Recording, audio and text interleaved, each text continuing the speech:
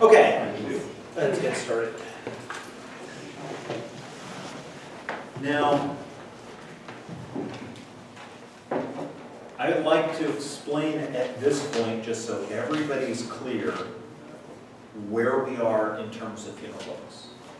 We're in a difficult situation where the texts that we sing in the Divine Liturgy don't match the book that we have.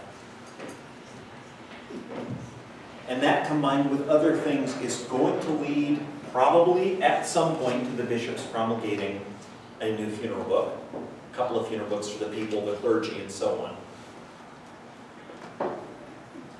It hasn't happened yet. I do not know when it will happen. There have been presentations made to the clergy of all 4 eparchies about what the bishops are looking at right now.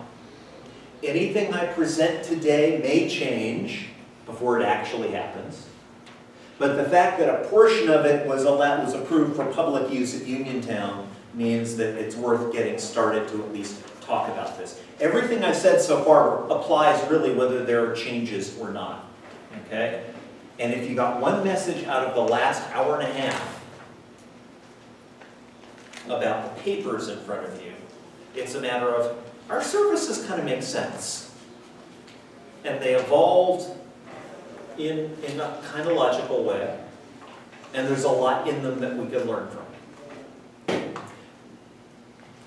Because the next thing that I'm going to give you is the one that you're actually going to work with. The other two you can put away unless you have questions or you want to learn some history. But this is an outline of what the Liturgical Commission and Music Commission have sent to the bishops as a recommendation. And I'm going to talk about the whys and wherefores and then explain where the Parastas fits in.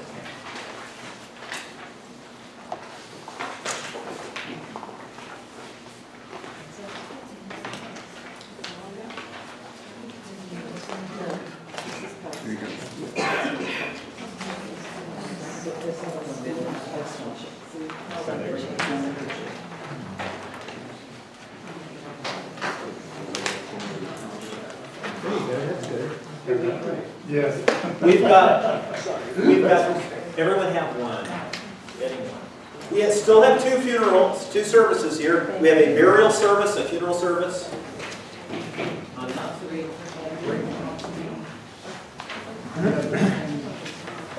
Okay. I've got the Parastas on the right-hand side. Why is that? Well, if you look in the Trebnik, the book in Slavonic with our services, if you look in our chant books, okay, if you look in our, even these chant books that we still use in Uniontown, the funeral service for a layman comes first, and the Parastas comes after.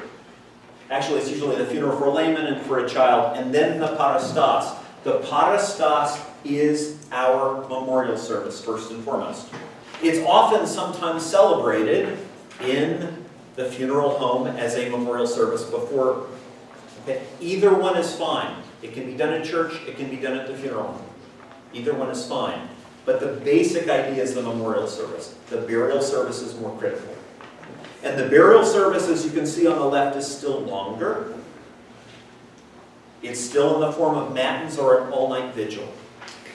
And one of the things that the Liturgical Commission wanted to do is to say it really is a vigil service, and we need to find a way to restore that sense of waiting, of Paschal Vigil. So, I would ask you to repeat what you did on the first one, bracket off everything from Psalm 90 down to just before Psalm 50,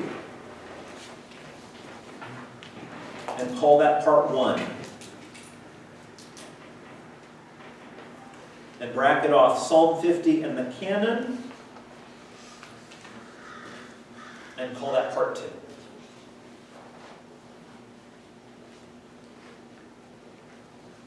Part 1 of the funeral service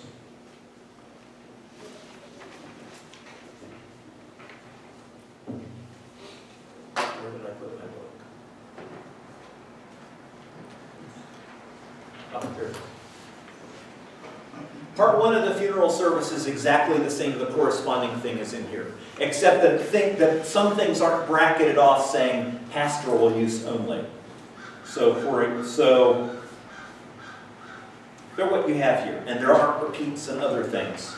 It's exactly the same as in the Parastas book that I will be handing out later.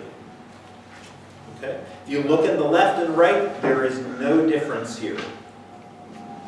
We have Psalm 90 and the Litany and the Alleluia and the 2 stations and the hymns for the departed. That service can be done in one of 2 places. It can be done the night before in the funeral home, in which case you would start with Blessed is our God and do Psalm 90 and then go up through O Savior, give rest to your servant, and then go to the short Panikhida, the Trisagion at the end. That makes a nice service. A little bit longer than the Panikhida. Not quite as long as the full Parastas. And if you did that first part of the burial service, say, let's assume that someone died on Tuesday. They're going to be buried on Thursday. So on Wednesday night, you could celebrate just the first part of that service, and in the morning you finish it, you do part 2, and the whole rest of it. That makes a vigil.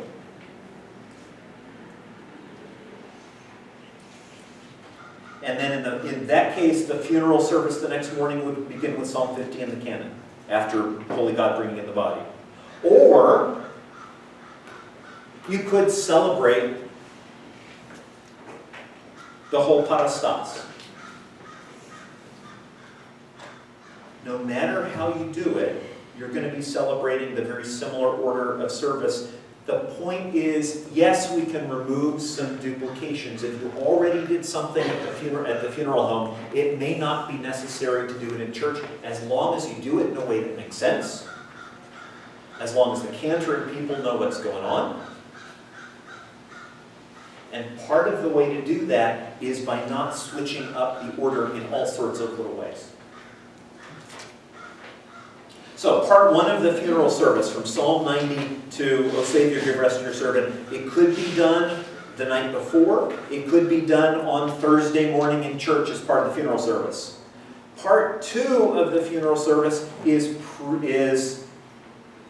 what we have today in the Parastas, except that there it says drop Psalm 50. You can use either one of 2 canons.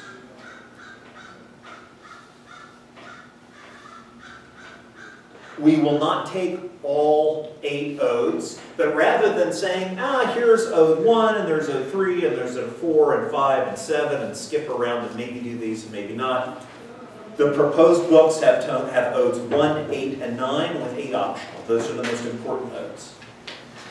We don't include stuff in the book that you're not going to use. And that's part 2. If the pastor desires, then that entire part of the service could be skipped, which gives you exactly the order that we have in here today. But rather than saying, do I do this, do I do that, the books will say, here's part 1 of the funeral. If you did it the night before, the pastor can skip it. And that's a cantor announcing 1-page skip. We start on page thus and such. The pastor may say, well, that part's good, but we're going to skip the canon like we always have. Then you're saying we're skipping part 2, and again, 1-page skip. Rather than onesie and twosie and a hymn here and there and whatever. You don't try to steal parts out of the service and skip others. And in particular, if the Divine Liturgy is celebrated, so you might do parts 1 and part 2 in the funeral service, and the Divine Liturgy, which we'll hear, that makes a hugely long service, which is hardly ever going to be done. Short of a state funeral, we have a Byzantine Catholic president, maybe even not that. And the books will say specifically, if the Divine Liturgy is celebrated, then this entire piece can be omitted, not little bits of it. Part 3 of the funeral That is, and I wouldn't even mark this part 3, the rest of the funeral, because parts 1 and 2 are the ones I want to talk about numbered.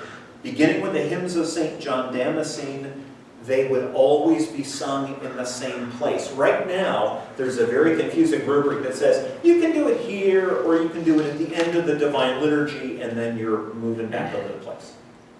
These are important hymns. They go with the Beatitudes. They would be done there. You may just do a couple of them, and in that case, the book will say you should take at least 2 of these hymns. But one difference is, if you're celebrating the Presanctified, you're already doing these occasionally on Friday nights going back the last 2 years. And we have materials to help you learn them. And you can pick the ones that are most appropriate for your pastor, your parish, the situation, or what you know how to sing. But the whole thing doesn't get moved to a different part of the service. The Beatitudes are there. They also include the chanted Troparia that Father Pekar and others like Peter Galadza and other people talking about the liturgy said, you know, this is really good teaching. We should have the option of having. They're there if you want to use them. So in place of the refrains, the reader would just straight chant a couple of short theological Troparia about death and resurrection.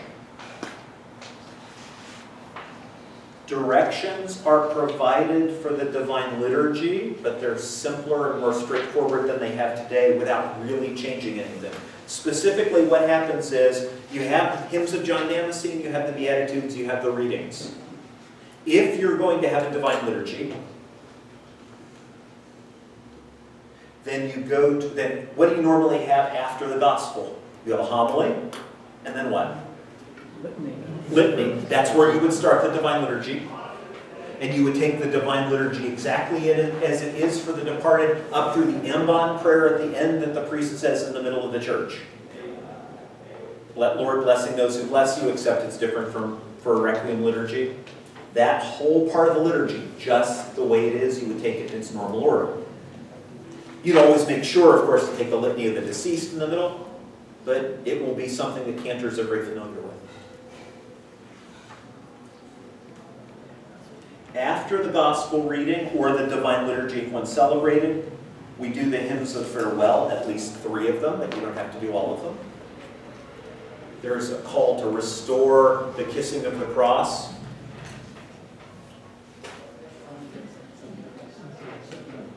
Then, if it wasn't done earlier in the day, you do a panihida. If you already did a panihida at the funeral home, there's no need to do one now. Prayer of Absolution.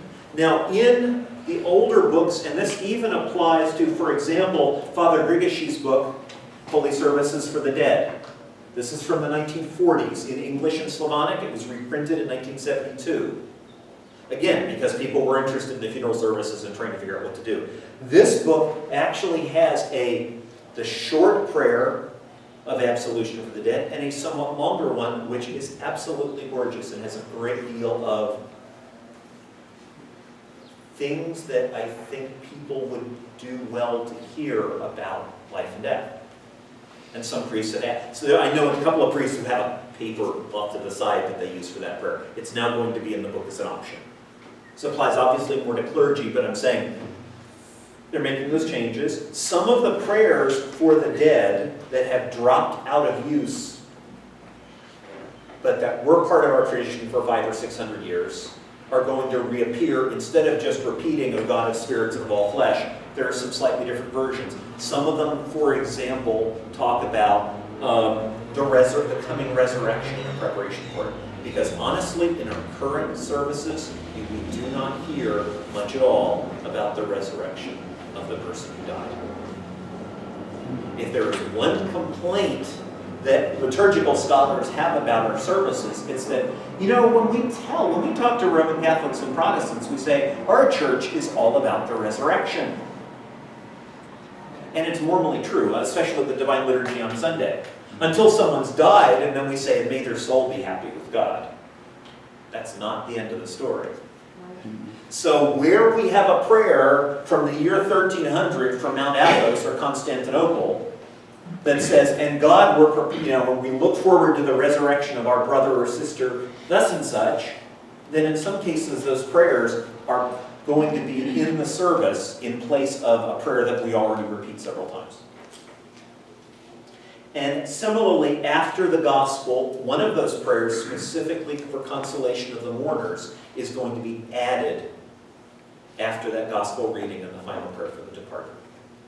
So we're very specifically saying, using one of our Byzantine traditional prayers, and God, now we want to pray specifically for the people that they left behind, for their comfort and strengthening, because that's important as well.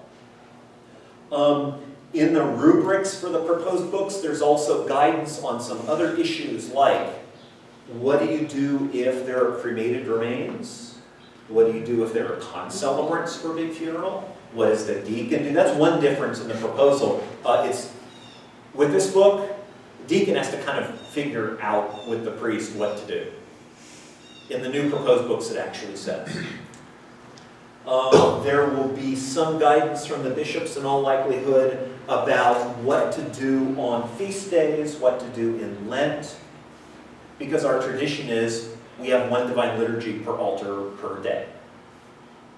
Now, obviously, with funeral liturgies and divine liturgies, that often gets put aside. But there's also a very strong tradition that we don't do funerals on feast days. But sometimes you have to. What do you do if somebody dies on Monday of Holy Week? You've got to do something.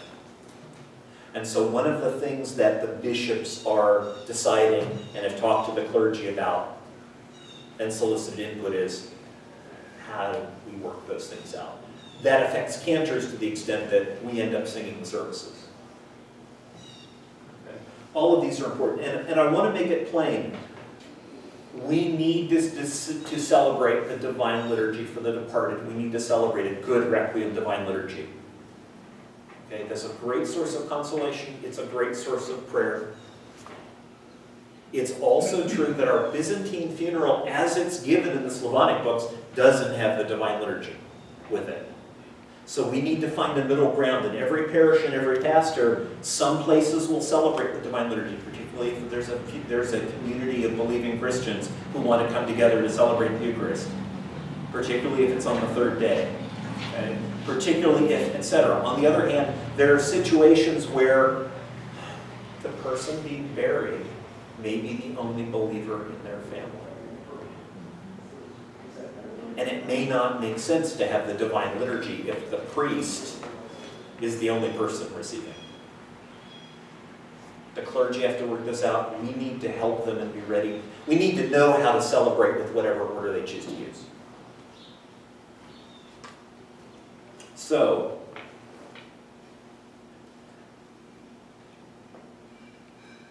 what does this look like on the ground?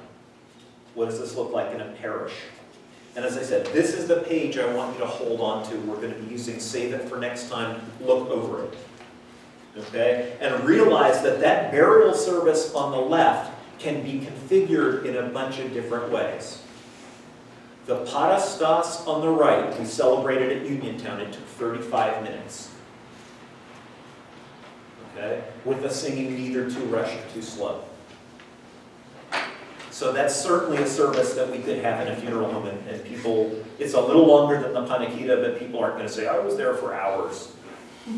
And the more practice we have singing these services, the easier they will go for us. One of my complaints, and you've heard it about 3 times, and this is the last time I'll say it, is that if you treat this book as 45 different hymns in a row, and I'm never sure which ones I'm going to sing, it's very hard to get used to it. It's like any job with lots of little steps. If you get the rhythm going and you celebrate this part of the funeral service the same way each time, it gets a lot easier. People can follow more easily. What does it look like on the ground? Well, hopefully, someone's with the person who died and can pray with them. If possible, and if it's appropriate, you might have a Panikhida right away. On the days between then and the funeral, if possible, there would be services in the funeral home or in the home of the person who died. Most times it's a funeral home. That could be a panichida, it could be a parastas. Okay? On the night before the funeral, which is very often, sometimes the only night in between, but again, with families so spread out, sometimes it does take a long time to gather the family. You might not have a service more than once in between, but on the night before the funeral, you do one of two things. Can do one of two things. You can either celebrate a full parastas, 35, 40 minutes, with a short homily, or the first part of the funeral service, it's about 20, 22 minutes. Either way, you're saying we are beginning the burial rites for this person now.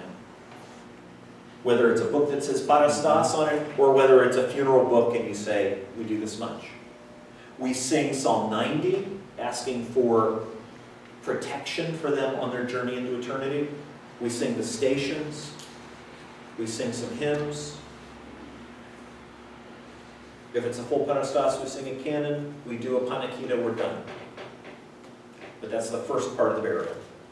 And then in the morning, there may be a panichida, and if you think about this, if I were doing this service all night, the panichida is what I would be ending with. We would be praying continuously through the night, and the panichida is the conclusion. So when in the morning you celebrate the panichida in the funeral home, that's really, all right, we're done praying here. End it, go to church. Then the body's taken to the church, and you could celebrate the full funeral service, which I'm estimating if you did all of it, parts 1, part 2, and all the hymns, you're between 60 and 75 minutes, hour and a quarter if you took every single thing in the book you could. Most places won't. You'll take a few, where it says take 2 or 3 hymns, you'll do that. Or you could do the funeral with the Divine Liturgy. If you did the whole funeral with Divine Liturgy, you're more like an hour and a half or a bit more, and that's in the case where the book will say skip the canon. If you're doing the whole funeral service and Divine Liturgy, the book will say this chunk, not this hymn, but do that, but don't do that, but do the other one. What to do. If you did part 1 the night before, you start with part 2. If you did the Parastas the night before, you could do either parts 1 or part 2. That's the way a number of churches are doing it. If you didn't have a Divine Liturgy, then hopefully you'll schedule one on the 3rd day or the 9th day or the 40th day. And in all of these services, it would be good wherever possible to start encouraging our people to attend. Prayer for the living and the dead, and burying the dead are among the works and mercies. And, okay, I'll say this. I've talked to people. I have said, why don't you come to funerals?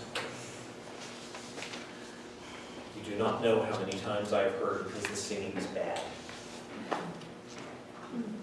It's painful. I don't know what's going on. The singing is the very last thing that anybody should be thinking about or worrying about at a funeral. And if we can get ahead on what we're doing with funerals and stop seeing it as either a job to get out of the way or something I'm glad I don't have to do more often, and do it well, it's less wear and tear on everybody involved, and we can take care of the things that need to be taken care of. So, what does this proposal accomplish? Well, it gives us a standard order of service that makes sense, and we recognize it's going to be cut or reorganized in different ways.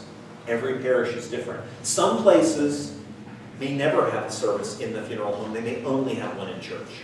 Sometimes the family or the person who died may say, this is what I would like. Be sure to do the Parastas, don't worry about the funeral. Whatever. We try to accommodate whatever makes sense. But if we have an order of service that I can say, I know where I am in the service, a lot easier for cantors and everyone involved. It can be adapted.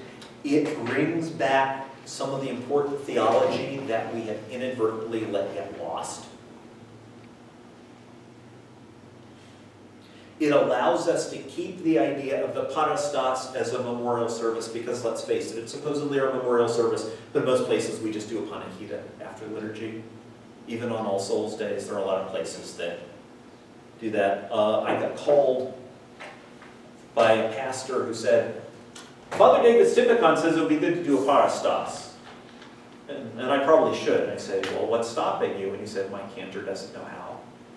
And I said, well, you sing all those things at the funeral service. Yeah, but it's confusing. We want to get over that. Shortening the Parastas in this form, like I said, brings it down to 35 minutes. If you're going to do something 5 times a year to pray for everybody in the dead, we certainly stay longer for coffee hour.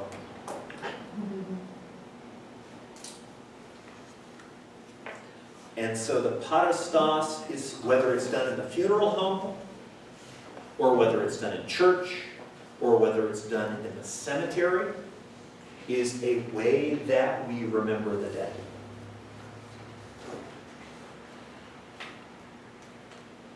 Any questions?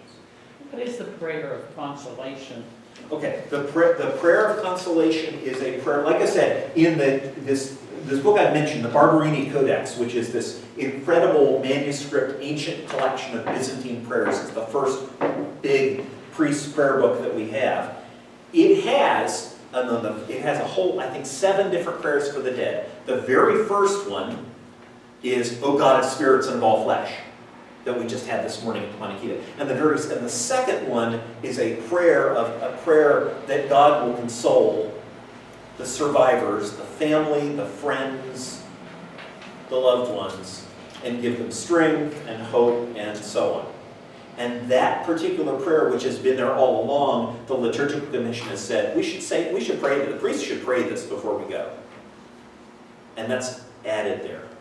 Okay? And the things that are in boldface are specifically things that are added to this. Yes? Are they going to introduce the anointing of the dead? Or is that an option? That I can't speak to, because I'm really not sure what's going to end up. I know it was proposed in the same way that restoring tonsure at baptism as a symbolic action was proposed, but I don't know the state of what the bishops are going to do.